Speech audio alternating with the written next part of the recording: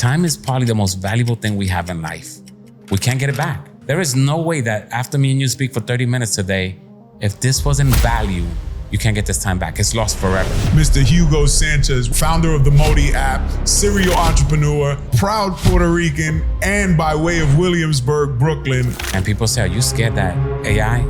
No, because my job requires a human being on the other side to speak to a human being. AI can do a lot, but it still can't do these jobs. And the world's always gonna move on. Right. No matter what position you choose in life, the world keeps moving, right? You either have to learn how to navigate through that, or maybe feel like you should go back because you feel safer there. The truth resonates. It doesn't need to be perfect. It just needs to be the truth. No matter what age you have, you wake up tomorrow, you have another opportunity to change shit in your life. So I think people need to start understanding that.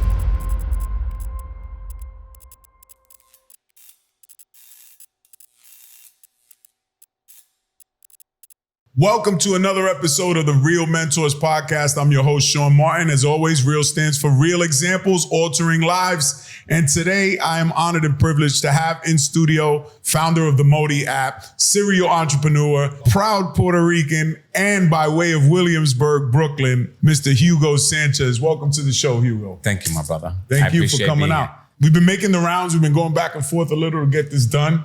Oh, yeah. You're traveling around to make things happen and vice versa, but here we are finally sitting down to get this done. You're a lot taller than what I thought. Yeah, I hear that a lot. I jokingly said I got my heels on. Everybody always asks me, where'd you play football?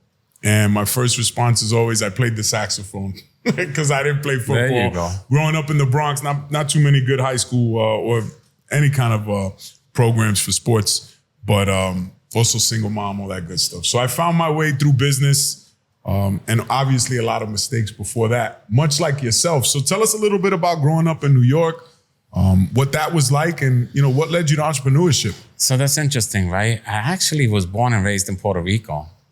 I'm actually from Bayamón. Holy shit. I'm from a caserío. It's called Vigilio Dávila. And it's a tough place. Yeah. It's like the Perla, but it gets popping. Yeah. I would say 80% of my friends that grew up there are dead. This is what I've heard about PR. A lot of people that make it out. Bad choices. Yeah. And there's not many good options too. Right. So my parents made the decision to bring me back, but I already picked up bad behaviors over there and saw that people here were soft. So being raised over there, I was like, oh, they're not built like people of Puerto Rico. Right. And I want to say that I took advantage of that. Right. And try to capitalize on that I was a lot smarter than the people here. And I got myself caught up. And that cost me a big chunk of my life. And it's not the chunk of my life that hurts so much. It's what happens in the process. The world keeps going. Right. My mother passed away in that process to cancer. My father passed away to cancer in that process. So chess pieces start coming off the table. Because when you're away, the world doesn't stop. No. People move on. People have lives. They didn't sign up for that. Right. And especially for a bid like you did, because you were away for 20 years, you said. Yeah, the whole strand from end to process it through the middle. The world changes. To getting cut loose, to figure out what loose is. When you say 20, how's 20? Whether it's the 12 to 15 inside, and then the process of going to halfway houses and then trying to get a job, and the whole world changed. We went from a token on the train to a Metro card. We went from AOL didn't exist, and now it's dial-up. And I was like, oh, what the hell? So yeah, the world moved on. And the world is always gonna move on. Right. No matter what position you choose in life, the world keeps moving, right? You either have to learn how to navigate through that, or maybe feel like you should go back because you feel safer there. I chose to navigate and learn and accept that nobody's giving me a break and nobody cares. Right. Because nobody really did care. Yeah. In 2 years, I saw who was who and what was what. So and in 20 years, you can't even fault anybody for kind of forgetting about you. What are some of the things that you took with you? Because that's a hell of a lesson as someone who's spent time away and then come home with ambition that was now fueled by that time. What was that like? What was that transition? Because you described the gradual coming back to society, but then You know what I noticed? And I know this was really weird. Nobody wanted to work. There was so much work. And everybody was checked into their phones. They weren't checked in on the world. So for me, not really having a phone, not having television in front of me, I saw a lot more opportunities. I was like, man, let's work everywhere. People just don't want it. Right. They want easy stuff. I know there was a lot of hard work available. Right. Whether that was from being a plumber's helper to construction to actually doing jobs that take a lot of physical labor. Right. Everybody wants to be dressed nice and do less. Right. I was okay with doing hard work. Right. I had the body strength. I was young. I was strong. I was okay with that. Right. So I was successful because I took opportunities. When people say I don't work Saturday and Sundays, I was like, I work any day. Right. When people say, oh, I only work 5 to 9, I was like, nah, I'll work to midnight. There's a paycheck here. Like, Right. So I had no restrictions. Is that the perspective of just having nothing for so long? Exactly. Yeah, perspective is everything. And that's the argument at the heart of the whole immigration thing, right? Are they really taking jobs that we don't want? And here you are kind of stressing the same point with there's plenty of work, but it's not the kind of work people want to do because it's not sexy. No, obviously it's changed now today. AI is now taking jobs. Yeah. They're not taking the major jobs, but they're taking I think they're shifting jobs. Whether or not people can keep up with the same changes we talked about is on them. Right. They have to reboot. Right. People think that they were okay with just answering phones in an office. They figured out that AI can do that and cut, medical insurance, this, and then you're getting mad. Right. You're mad because you didn't evolve. How can that have been a sustainable model? I answer phones. Right. And I think the people need to reboot and understand, it's okay, AI can do a lot, but it still can't do these jobs. Right. It still can't pick something up. It still can't deliver something. It may give me the navigation how to get there, but it's not going to take it off the truck. It's not going to put it in the house. It's not going to screw in the light bulb.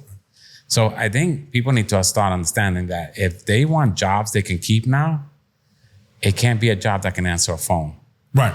It can't be a job that can add things up. It has to be a job that is uniquely human. And either you can't foresee or there's just no potential for that intelligence to come take your job. I'll give you a prime example, right? I have an app, right? And it's a consulting app, right? And people say, are you scared that AI? No, because my job requires a human being on the other side to speak to a human being. What can AI do? Can it improve my app? Absolutely. It could take notes. It could do translation.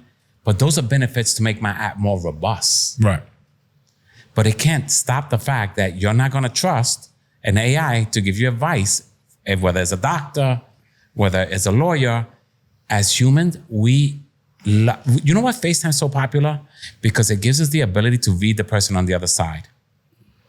When you look at FaceTime, you're able to read somebody's expression or how they feel about what you say. Right.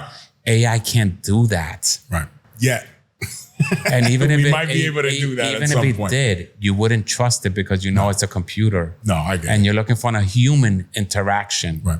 So it won't take that from me. Especially when it comes to dealing with human issues. And that's what's at the heart of the MOTI app, which is connecting people with professionals in their industries from all walks. So tell us a little bit about that and how you even got to the point where now you're an app developer.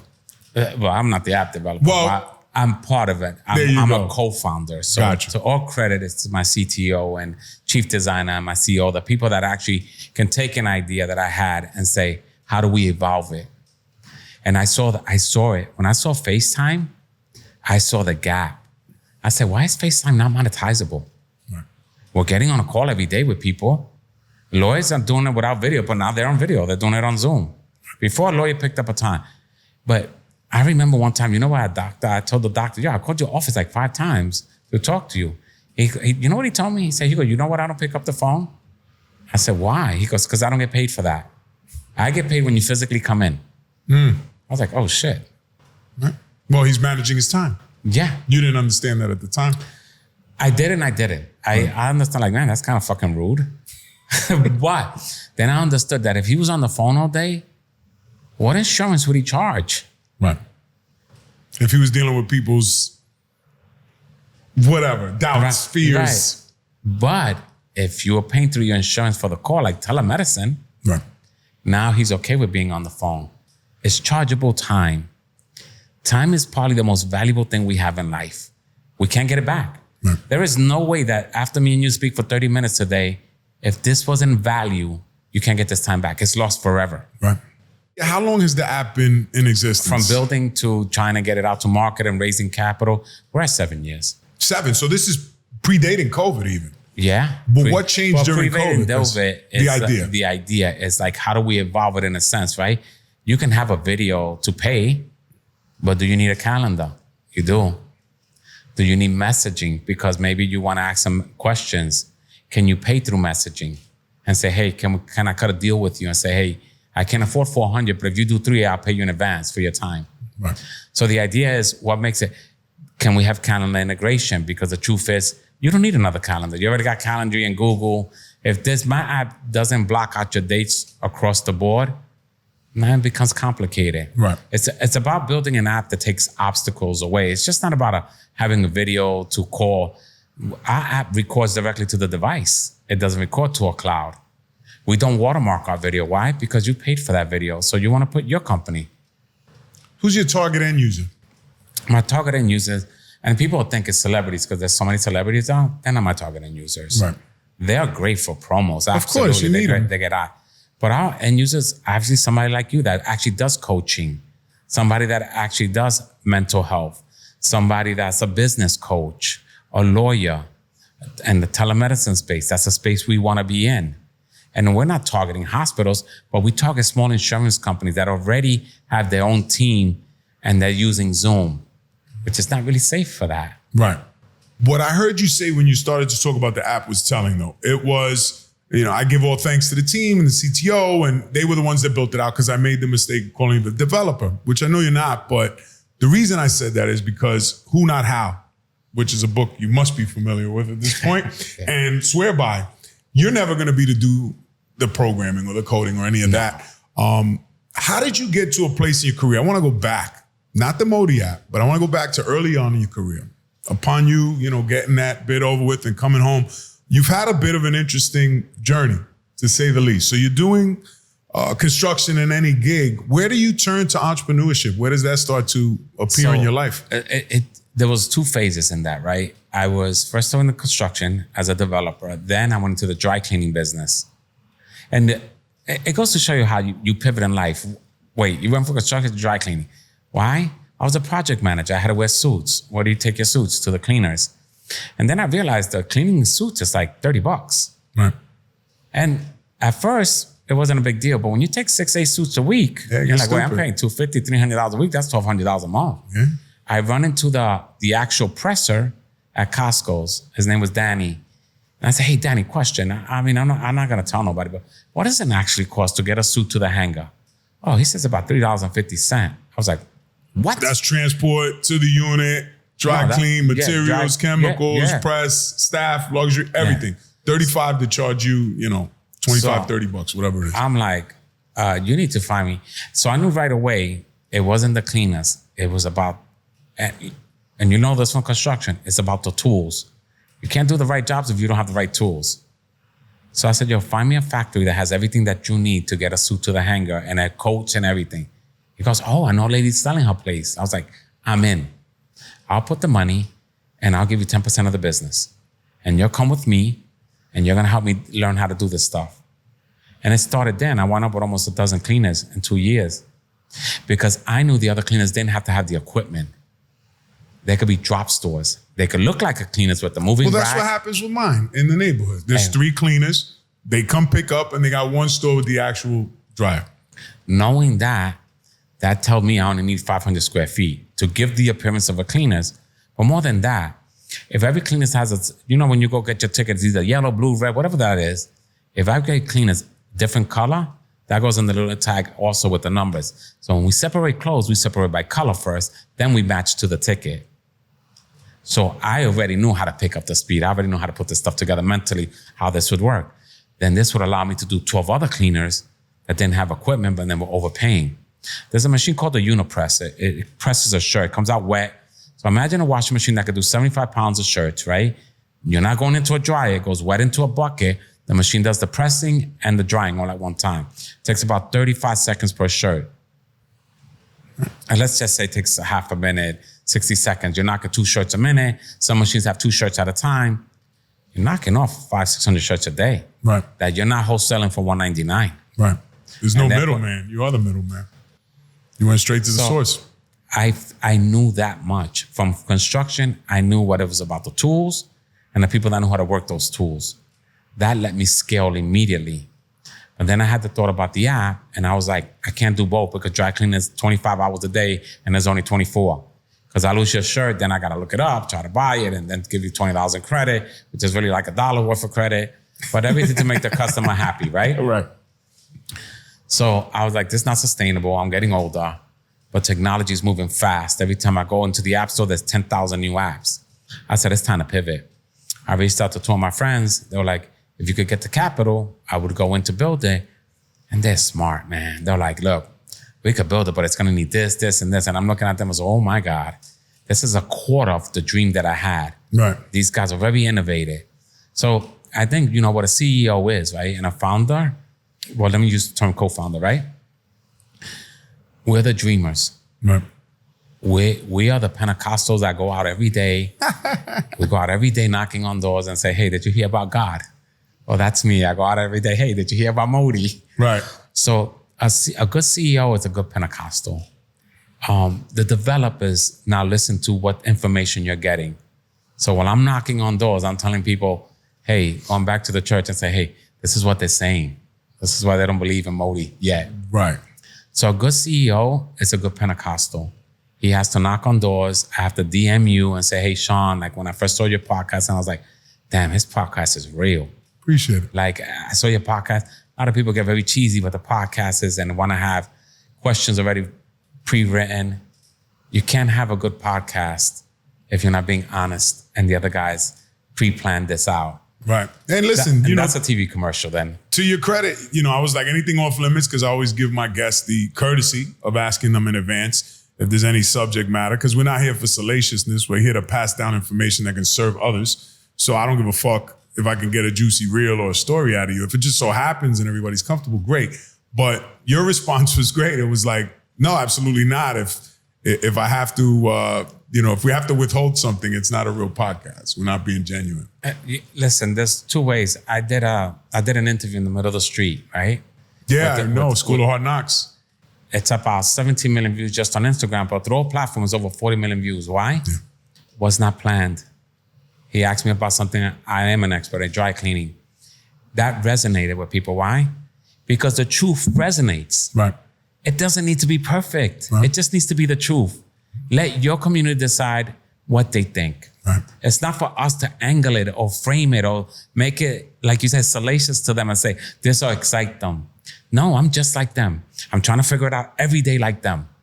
I'm not any different of an entrepreneur that they are. I get up every day like they do, trying to figure out what's today's chess piece I'm gonna move on the table, because I ain't playing an expert on the other side, which is the world. Right. And that's just it. I want people to invest in me. They'll invest in the truth. They won't invest on a bullshitter. Right. Now, what are some of the challenges you're having? I know the app's got a good number of users, but not to where you want it to be. What are some of the challenges you're facing in fundraising and in building an app as a guy, who doesn't come from that space? For me, it's always capital, right? An app is like, if you look at an app like Fanbase, they've already raised $16 million. That's African-American app. Okay. And he still has challenges raising $16 million. For me, it's always capital, right? When you look at angel investors and VC and venture, they want to bite the whole apple right in half. Right. And if they invest, they want to exit out quickly. Right. They don't care about my dream. Right. They don't care about the people that came in at 10,000, 20,000, 50,000. They don't care if those people only exit out at 60 to 100,000. In my dream, I want those people to exit out in the millions. Right. And that's my dream, because they believed in me. Somebody says, I'm going to take out 50,000 out of my personal account and put it on Hugo. Because here's the other thing. People don't invest in technology or companies. They invest in you. Huh? So when you write a check, you're hoping that I'm not a quitter. Right. And people know me. I will never take the knee. Right. So I've pushed away from VC and angel investors and decided there's other ways to raise. You have a community. The videographer has a community. I have a community. My boy has a community. And those communities combined, guess what? I could raise $1 million. And I raised 1.2 million. Nice. On my first seed round. Now I'm raising 2. How long did that take you, 1.2? 7 months. Would you mind sharing the concept with the audience? Because I thought it was fascinating. I had never heard of it before, the micro-investing. So I tell people, right, if you want to micro-invest, right, you could use a company there's companies out there. We fund or Start Engine or Net Capital. If you don't qualify with them, it doesn't mean you still can't raise. The idea is to keep control of your cap table, right? Because God forbid you have 100 people at $2,500, which is $250,000, your cap table looks really messy. But if you do an SPV, special purpose vehicle, with an LLC or C Corp, whichever you prefer to build out, and everything goes through that C Corp, then that one particular C Corp or LLC is investing in the company. Now your cap table looks like one company investing. Right. Control your cap table, because it could later can also cause you problems trying to clean it all up. Right. So I've learned to say, can I put a special purpose vehicle document together, make sure that I have a certain amount of what they call legitimate investors, pre-investors that's invested already, and non-accredited investors. So there's a balance there, how you do that. Do you need a lawyer? It'd be nice if you have one, but at this point, ChatGPT could tell you how many you can have. Right. So I'm not saying that you shouldn't, but it'd be great to have a lawyer and say, hey, I want to use an SPV. I have a friend that has a sales team. Can we raise capital this way? And how much can I raise without it becoming illegal or have to do a certain type of different filing for it, you know? And that's the idea. The idea is, don't feel today that you're stuck and you can't raise. No, there are different ways of raising. Is it a little harder, more? Absolutely. Right. Because now I'm using the 2,800 people I have on my phone and I'm calling one by one and say, hey, can you come in at 5,000, 2,500? Right. I don't want to ask you for 25,000 or 50. I know today's market, that's not a chance you could take right now. Right. You'd be surprised that if you ask somebody for 2,500 to invest and you could get 50 people, you raised $125,000. Yeah. And that in itself is a small seed round. Right. And can that get you to another round? Absolutely. You could do 2 or 3, 4 seed rounds before you decide to say, okay, I got to do a big raise. But I would say before you do that, make sure you invest your money. It's hard to ask somebody for money if they didn't invest. If you don't have skin in the game, I'm not playing the game with you. I sold all my businesses and put on my own money, sold my house, my car. Like I decided that before I even asked one person for a dime, all my money would have to burn up first. Right. Why? Because I don't feel comfortable asking for your money and you tell me how much did you put of your own money. And I'll be like, oh no, I didn't put none. It's my dream. Right. But I'm not gonna put none of my own money. That make sense. Right. And I dragged 3 other people with me. Right. I dragged my COO that came from Facebook. She was on Facebook for 13 years. She walked away from Facebook. Why? Because she saw this as a viable product. She said Facebook would buy this. And I know that because that's the department I work in. Nice. So I'm willing to come in as a founder if that plays well for you. Absolutely. You walk away from 13 years, your salary is at least a little over $500,000. You got more stock in Facebook than most people do. You were there early. How do you get somebody to walk away like that? Have a great product, have skin in the game.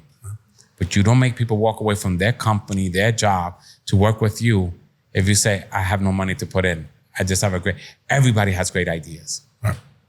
Well, how many people do we know that even to this day, they're like, bro, I want to do this, bro, I want to do that. And I'm like, yeah, I want to do a lot of things, but you got to actually get started. And then you got to take a chance on yourself. So much to your point is, and I said it, is like, if you don't have skin in the game, why the hell would I give you $1 of mine? You got nothing to lose. And that has always been my problem. Because remember, we had a conversation about investing off camera. And my problem is I've always invested in myself in real estate. Real estate is a very safe bet, even though there's things out of my control. And obviously I can control myself. But I wiped my 401k clean against the advice of all the people that managed it.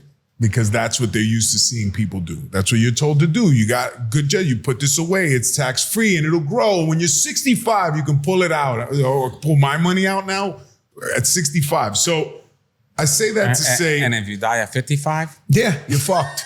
So I pulled all the money out and I just decided to bet on myself, but in the form of real estate.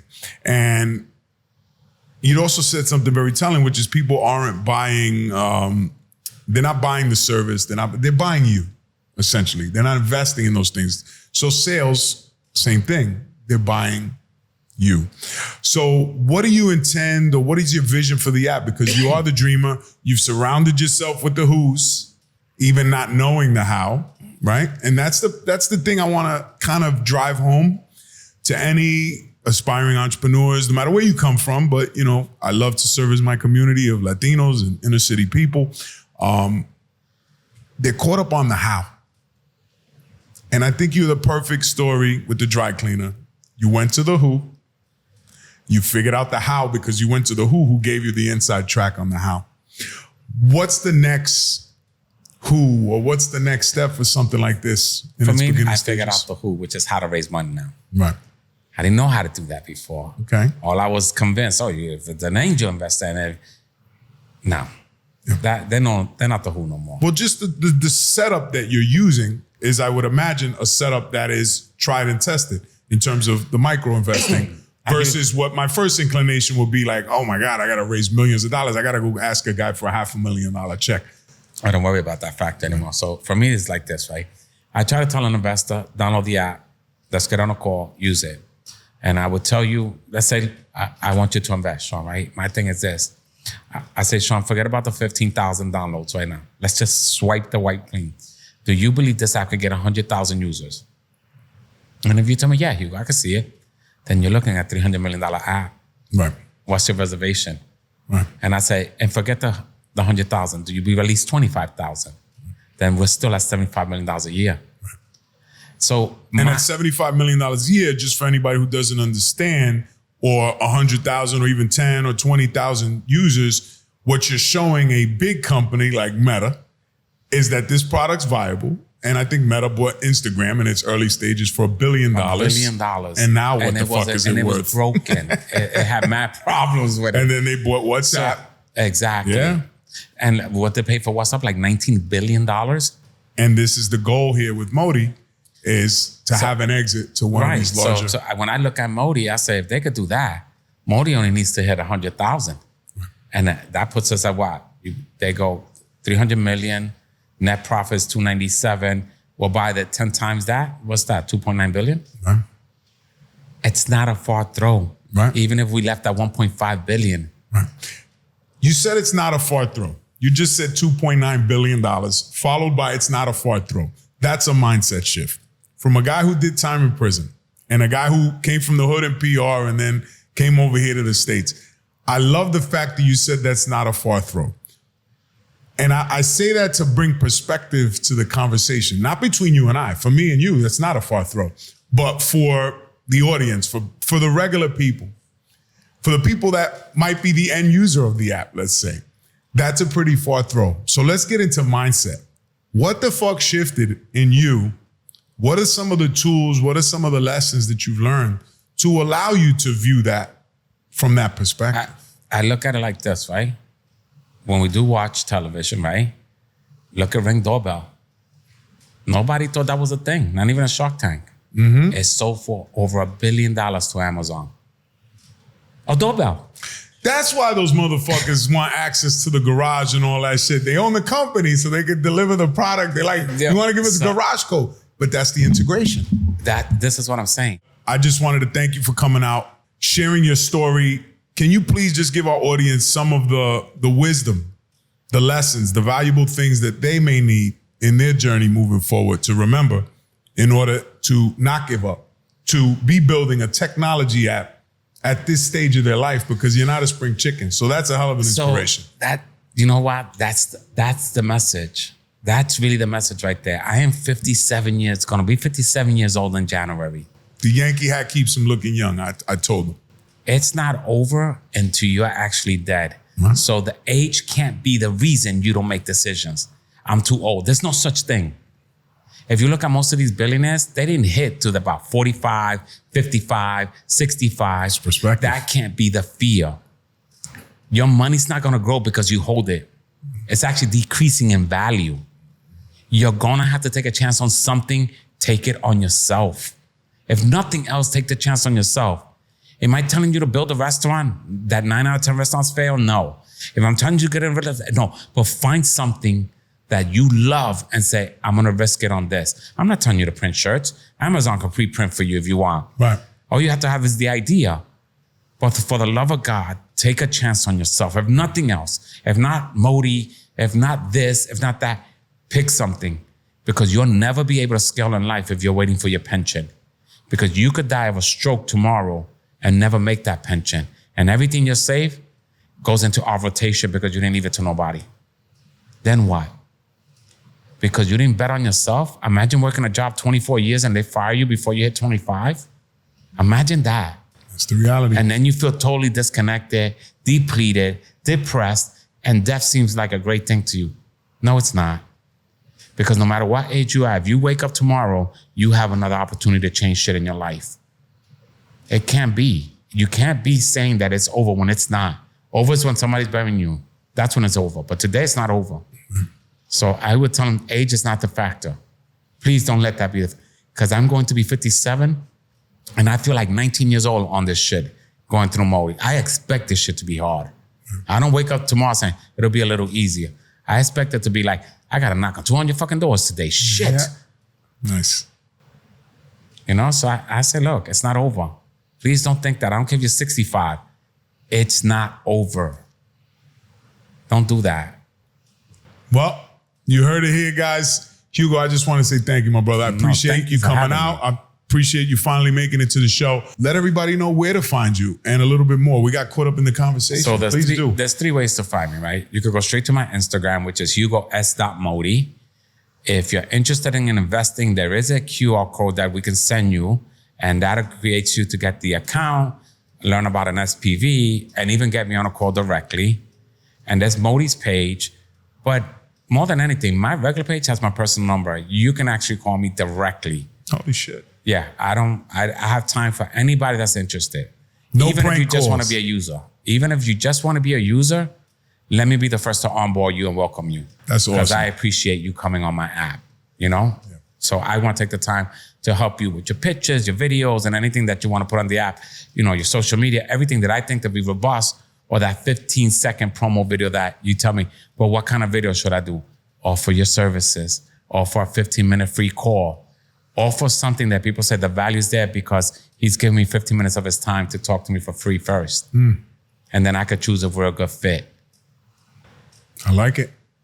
I think he's pitching me too, and I'm all ears. So let's stay tuned, brother. I think what you're doing is awesome. I wish you the best. I can't wait to see it blow because it's inevitable that it will. Because it's so simple and it's serving such a necessary need. So I can't wait to see where it goes, especially founded by a Latino, Puerto Rican, New York City guy like yourself. So we'll have all Hugo's information, the MOTI app's information in the bio if you want to find out more. As always, we want to thank you for tuning into the Real Mentors podcast, and let's get it.